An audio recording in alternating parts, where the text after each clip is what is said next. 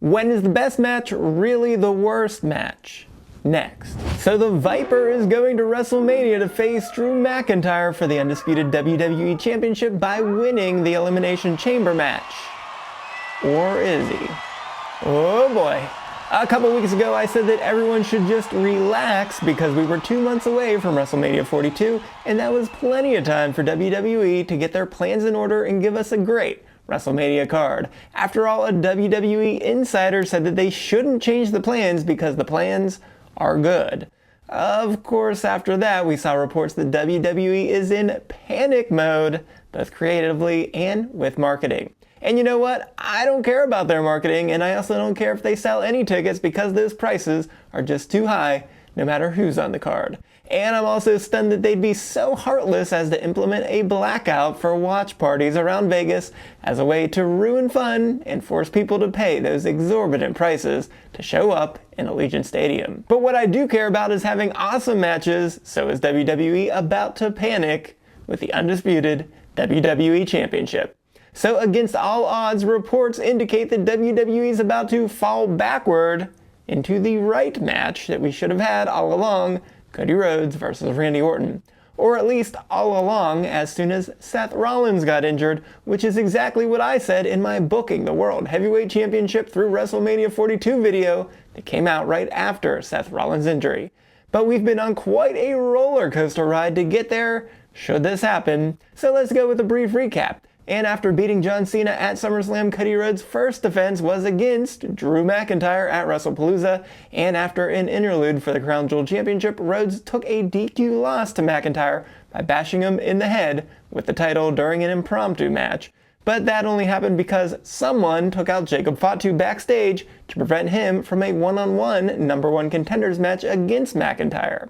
That someone is still unknown, but can only realistically be McIntyre or Rhodes, which I want to point out that some reports said that this would end up being Randy Orton. However, his last match was a tag match with Rhodes on October 3rd against The Vision, and he didn't appear for the rest of the year. So it would be unrealistic for Orton to have showed up backstage one time 2 weeks later with no one seeing him and then vanish for 2.5 months until the first SmackDown of 2026, when he seemingly would have partially accomplished his goal to lighten the number one contender field, but instead of taking that spot, he leaves it to McIntyre for the rest of the year. So even with WWE logic, that would be an all-timer right there. The good news is that's probably off the table based on those chamber results. But back to the recap. At Saturday night's main event on November 1st, Rhodes again beat McIntyre by DDTing his head off the title, and McIntyre kept attacking and got himself suspended, but still got picked for the Vision's War Games team and won. McIntyre again interfered in Rhodes' match versus Femi at the next Saturday night's main event in December, and Aldis eventually made a home visit to McIntyre, in which Aldis gave McIntyre the match and the stipulations that he wanted, especially after Rhodes crashed the party. That led to McIntyre winning his 3 stages match to win the title on January 9th, and McIntyre revealed the match contract included a clause saying Rhodes got no rematches unless he won the Rumble or the Chamber matches. So McIntyre eliminated Rhodes from the Rumble and almost did the same in the Elimination Chamber qualifier until Sami Zayn haluva kicked him. But McIntyre wasn't done because he went into the chamber to take out Rhodes again, and it didn't work because he ate an RKO and a Crossroads back-to-back. Except it did work because Orton immediately RKO'd Rhodes to win. But Aldis had enough and announced another title match between McIntyre and Rhodes to face Orton at WrestleMania. And looking back, that was not brief because that covered August through March. So they wouldn't change anything now, right? If I try to get into WWE's head, this week will be the week where Jacob Fatu is given video evidence of who attacked him, and he then interferes in the title match, and then there's a fork in the road from where we go from there. If the latest reports are true, he simply cost McIntyre the title, and we get 2 one-on-one matches with Rhodes Orton and then McIntyre Fatu. If the reports are not true, then we can go back to the previous reports for a multi-person singles match for the title, and McIntyre can still walk into WrestleMania as the champion, but we can easily get a fatal 4-way with Orton, Rhodes, and Fatu all involved. Even though I've wanted the Rhodes versus Orton match, I don't love any of this. I don't even like this. At this point, McIntyre simply deserves to walk into WrestleMania as the champion. We know the history here. He carried the company through the dark days during COVID inside the Thunderdome and didn't get to be champion in front of a crowd. And since then, he's been the best all-around and full-time heel in the company. Of course, the Bloodline was the pinnacle of heeldom and wrestling for their time, but McIntyre has just put in excellent work week in and week out throughout this heel run that began in 2023. And although we are tired of this never-ending McIntyre-Rhodes feud, that's dated all the way back to September, it's not because he hasn't put in good work. On the contrary, he's done just about everything one could do on this arc. He's been convincing in discussing and playing up his grievances over the company and with the referees favoring Rhodes. He's been conniving in getting under both Rhodes and Aldous' skin over and over to eventually get his title matches, and even in getting that stipulation in where he wanted Rhodes to be unable to touch him for weeks, and for getting the 3 stages match, and even for including that clause where there would be no rematches.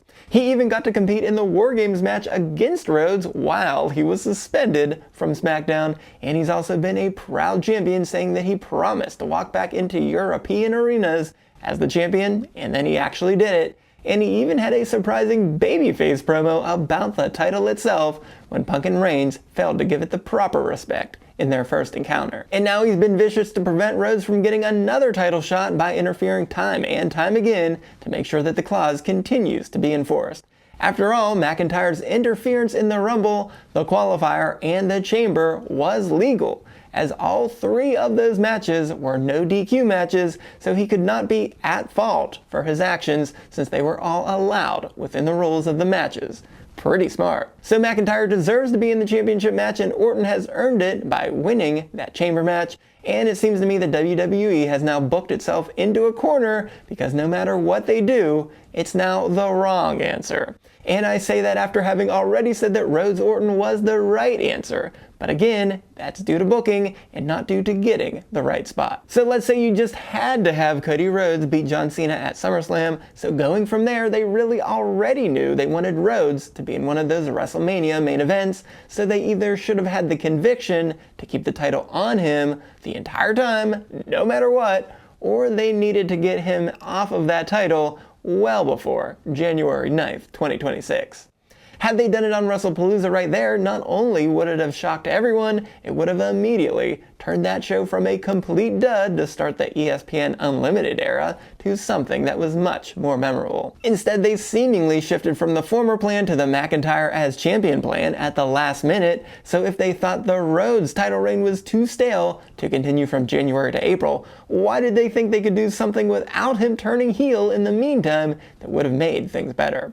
Whether you give him a win in the Rumble, or in the Chamber, or even in this match here, all signs point to Rhodes just being handed another main event.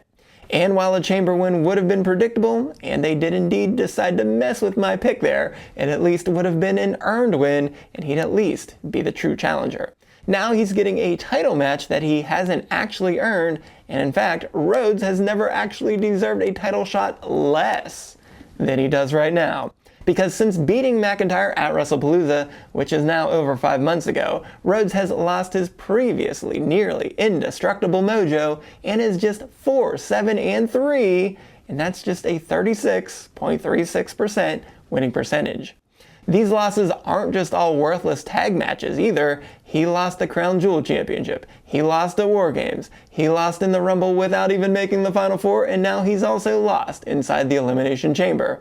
And he even had to settle for that no contest against Femi at Saturday Night's Main Event, so he is just 1-5-1 in PLE matches in that time. He did in fact sign a contract that said he would not get a rematch against McIntyre if he lost in the 3 stages match, so perhaps a real champion would know when it is not his time and work from the bottom up to get back on track with some wins, and wait his turn until McIntyre eventually loses the title down the road. So if WWE just ignores all of that, which they probably will, and has him win the title on SmackDown, then all of this was just for nothing, and it kind of feels like a middle finger to the fans that says we're just going to always go with Rhodes no matter what is happening. And then of course also a bigger middle finger to McIntyre that it simply doesn't matter what he does, he just can't get his WrestleMania moment with the title. But there is still the option to just have McIntyre retain the title on SmackDown and keep the one-on-one versus Orton. The problem there is that we just had that feud too, with them squaring off 3 times starting at Saturday night's main event in July, and then the Jelly Roll tag match at SummerSlam, and then a blow-off on SmackDown in September with McIntyre winning 2-1. And that would mean that McIntyre went from July through April by going Orton, Rhodes, Orton as his only opponents with more than one-on-one match. I will say this at least, should they somehow stick to it, while this doesn't scream WrestleMania main event, it can be a perfectly fine Mania title match that doesn't main event. McIntyre Rollins was a title match just a couple years ago that opened the show instead of closed it, and Jay Gunther did the same last year. And McIntyre even did that before versus Bobby Lashley in the very first match in front of fans back in 2001. So I think it would work here too. The originally reported triple threat possibility is also off the table, as that would have had McIntyre, Rhodes, and Fatu, but could we get McIntyre, Rhodes, Orton instead?